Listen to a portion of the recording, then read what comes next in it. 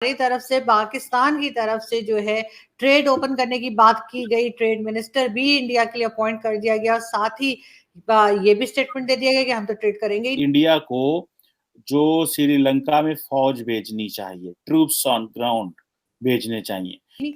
मतलब ये किस किस्म का बिहेवियर है? क्या हम ट्रेड करना चाह रहे हैं, भारत के साथ टर्म्स बेहतर करना चाह रहे हैं, या ऐसा कुछ नहीं है? श्रीलंका में जो भी चीजें हो रही है, definitely that's a matter of concern. कोई अच्छी चीज नहीं है, we can not be happy about it कि भाई सब कुछ ठीक चल रहा है।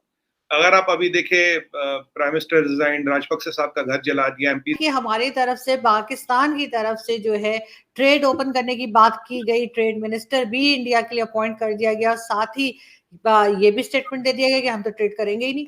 मतलब ये किस किस्म का बिहेवियर है? क्या हम ट्रेड करना चाह रहे हैं, भारत के साथ टर्म्स बेहतर करना चाह रहे हैं, या ऐसा कुछ नहीं है? आपने जो सवाल किया वो देखें, इसके पीछे बैकग्राउंड ये देखें कि भारत के साथ मैं, अगर मेरी पर्सनल ओपिनियन पूछी जाए तो मैं हमेशा कहता हूं कि आप हर चीज तब्दील कर सकते हैं, पड़ोसी तब्दील नहीं कर सकते।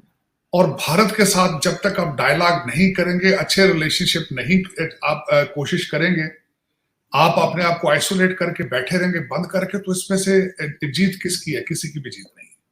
तो मेरे ख्याल में डायलॉग भी होना चाहिए, ट्रेड भी होना चाहिए। ट्रेड जरूरत है दोनों मुल्कों की। और दूसरा ये कि 21st सेंचुरी में अब ये दौर ऐसा है कि ये नफरतें नहीं होनी चाहिए, कदूरतें नहीं होनी चाहिए, मोहब्बतों का दौर होना चाहिए मेरी नजर में। This is what my opinion. लेकिन अब मैं थोड़ा सा पाकिस्तान की तरफ करना चाहूंगा कि वहां पे कंफ्यूजन क्या है, सिचुएशन क्या है। हमारे पिछले कुछ अदवार से जो वहां पॉलिसीज अडॉप्ट की गई हैं, उस वजह से अब देखें आप, सिर्फ भारत तो इस पे तो वो सियासत कर रहे हैं ना कि भारत के साथ बातचीत नहीं करनी, ये सियासत है। ये वक्त की जरूरत, या कंट्री के बारे में नहीं सोच रहे, अपनी सियासत के बारे में सोचते हैं। अब उसमें ये देखें कि इन्होंने हालात खराब, अब अमेरिका के साथ हालते जंग है, चाइना के साथ, चाइना इनसे नाराज है, अफगानिस्तान, इनके बॉर्डर के ऊपर अटैक हो रहे हैं, टीटीपी बिल्कुल बहुत सख्त, उनका सिर्फ ईद पे उन्होंने, ईद की वजह से जंग बंदी की थी। जंग बंदी वहां करते हैं जहां जंग शुरू हो। तो इन अंडर गिवन सर्कमस्टांसेस 3 पार्टियां इस वक्त जो सामने चल रही हैं, एक पार्टी पाकिस्तान को आग लगाने के पीछे फिर रही है, उनके हर वर्कर की जेब में माचिस है, वो कहते हैं अगर हम नहीं तो कुछ भी नहीं। दूसरी पार्टी के ऊपर करप्शन के चार्जेस हैं। तीसरी पार्टी जो है, मेरे ख्याल में सारे सिनेरियो से सबसे ज्यादा जो मुस्तफीद होगी, जिसको फायदा होगा, वो फेस पार्टी है। और एस्टेब्लिशमेंट बार बार ये रिक्वेस्ट कर रही है कि जी आप हमें इन्वॉल्व ना करें। मैं जिससे डिसएग्री करता हूं, क्योंकि ये सारे मैस के अंदर जब आप खुद वन पेज करते रहे हैं, आप खुद एक हाइब्रिड सिस्टम क्रिएट करते रहे हैं, आज आपकी मॉरल रिस्पॉन्सिबिलिटी बनती है कि जो मैस आपने क्रिएट किया उसको साफ करें।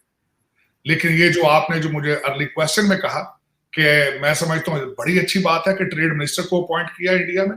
मैं समझता हूँ डायलॉग शुरू करना चाहिए, मैसेज क्रॉस द बॉर्डर जाना चाहिए। मोदी एडमिनिस्ट्रेशन टुक वेरी वेल, और शहबाज शरीफ, उनके आपस में जो कम्युनिकेशन एक आइस थी, ब्रेकर हुआ उसमें।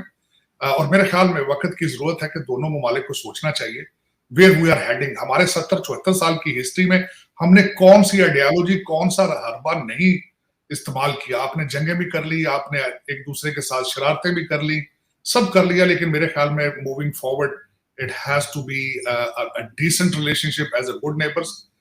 उसकी सख्त जरूरत है, बल्कि पाकिस्तान को तो सख्त जरूरत है इसमें। बिल्कुल आप ठीक कह रहे हैं, लेकिन सुमित जी क्या कहेंगे आप? क्या भारत इंटरेस्टेड होगा इस चीज में कि वो ट्रेड ओपन करे पाकिस्तान के साथ? और उससे पहले मैंने एक न्यूज और भी पढ़ी है, जो कि हो सकता है तार साहब ने भी देखी हो, कि इंडिया जो है वो फास्टेस्ट ग्रोइंग इकोनॉमी बनने जा रहा है।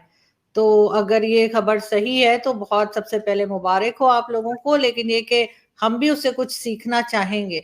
तो पहले आप इस बात का जवाब दे दीजिए, फिर मैं तार साहब से पूछूंगी इकोनॉमी का। जी, पहले बात तो नमस्ते Arzoo ji, thank you very much for the invitation. Tahir साहब, thank you very much for joining, really appreciate it sir. Ma'am, let me come to the topic. देखिए, अभी जो हमें थोड़ा मैक्रो पर्सपेक्टिव में से समझना पड़ेगा how are the things looking, and that will answer the question. तो इसमें इंडिया पाकिस्तान वाली बात नहीं, I will try to be from a very, I will give a very logical perspective. अभी जो इंडिया का अगर आप ट्रेड देखेंगे, अभी अगर आप देखें, पहली बात, यहाँ Germans were here to do FTA, European Union president was here to do FTA, Britishers wants to do FTA, Australia के साथ एफटीए हो गया, यूएई के साथ एफटीए हो गया है, it is already done, and France wants to do FTA. तो यूरोप में जो 3 बड़े पावर है, फ्रांस, जर्मनी और यूके, तीनों एफटीए करना चाहते हैं, यूरोपियन यूनियन एफटीए करना चाहती है। प्रॉब्लम क्या आरजू जी, और यूएई और ऑस्ट्रेलिया वाली बात तो हो ही गई। प्रॉब्लम क्या, जो रेजिलियंस ऑफ सप्लाई चेन्स हो रहा है, when people are moving away from China, what is the next alternate? Next alternate is India. अभी मैं आपको एक डाटा देता हूँ, our exports are today in the tune of 1 billion metric tons, और एक ऑपरेशन गति और एक सागरमाला प्रोजेक्ट है जिसमें पोर्ट्स को और जो इनके बीच में कॉरिडोर्स को डेवलप किया जाता है, within 6 years from now the target is 2.5 billion metric tons. सो ये 1.5 गुना बढ़ेगा। और श्रीलंका में जो भी चीजें हो रही है, definitely that's a matter of concern. कोई अच्छी चीज नहीं है, we can not be happy about it कि भाई सब कुछ ठीक चल रहा है।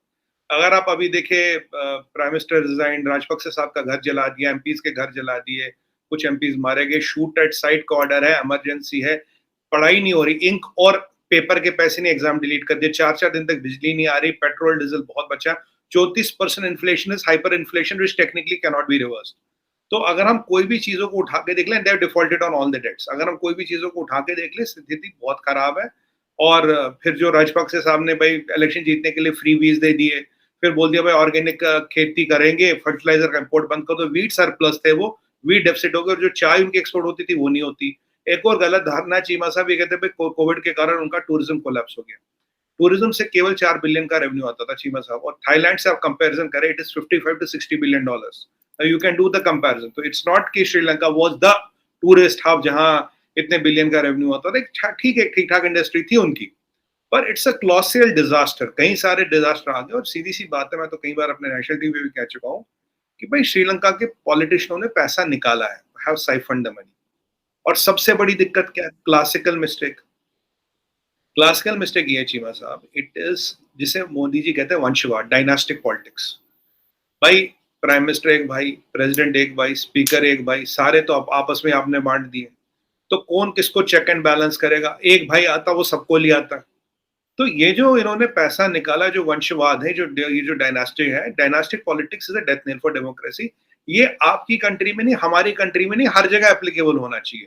क्योंकि अगर सारे भाई बैठे, स्पीकर भी भाई है, प्रेसिडेंट भी भाई है, प्राइम मिनिस्टर भी भाई है, 4 और मिनिस्ट्री भाइयों के पास है, तो वहां करेगा कौन? कौन किसको बोलेगा? और होगा क्या? आप लोगों की हालत देख रहे हो। हमने लास्ट टाइम शायद इस पे बात की थी, तब मैंने कहा था स्टेशनरी नहीं आ रही, वहां पैरास्टामोल की गोली नहीं मिल रही, हालत इतनी खराब है। तो एक अच्छी खासी मिडिल इनकम कंट्री को डिजास्टर बनाने का एक बहुत बड़ा रीजन रहा डायनास्टिक पॉलिटिक्स, इकोनॉमिक मिसमैनेजमेंट और चाइनीज मनी। अब आप बोलोगे यार चाइनीज मनी कैसे? देखिए, चाइनीज मनी इज किस ऑफ डेथ। वो सबसे खतरनाक चीज है, चाइना का पैसा। आप चीमा साहब, यहाँ एक टेक्निकल पॉइंट बताऊंगा जो बहुत से लोगों को पता नहीं होगी। अगर आप श्रीलंका का चार्ट उठा के देखो, बोले यार 10% पैसा उन्होंने चाइना से लिया है, और बाकी इन्होंने इधर उधर से लिया, IMF से लिया, एशियन डेवलपमेंट बैंक से लिया है, कैपिटल मार्केट से लिया है। इंडिया ने अभी उनको $3.5 बिलियन की मदद की थी, लोन नहीं दिया, मदद की थी।